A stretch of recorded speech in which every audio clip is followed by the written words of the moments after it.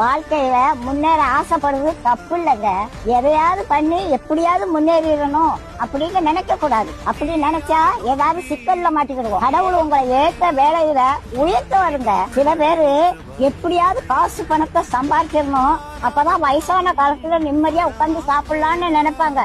வயசான காலத்துல காசு பணம் எல்லாம் இருக்கும், ஆனா ஒன்னும் அனுபவிக்க முடியாது. பாட்டி வீட்டுல ஒரு எலி ரொம்ப நாளா தொண்டை பண்ணிக்கிட்டு இருந்தது. அதை எப்படியாவது பிடிச்சிருந்தேன்னு கூண்டுக்குள்ள ஒரு தேங்காய் துண்டை குத்தி வச்சேன். ஒரு 9 மணிக்கு சத்தம் கட்டிச்சு, எலி மாட்டிக்கிடுச்சு. சரி இருக்கட்டும், காலையில எந்திரிச்சு காட்டு பக்கத்துல கொண்டு திறந்து விடுவோம் அப்படின்னு நினைச்சு தூங்கிட்டேன். காலையில பார்த்தா எலி உள்ளதான் இருந்துச்சு.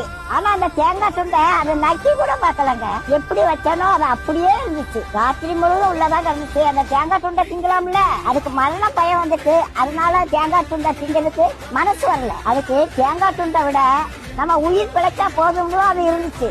அதே மாதிரிதாங்க காசு பணத்தை சேர்த்து வச்சாங்க.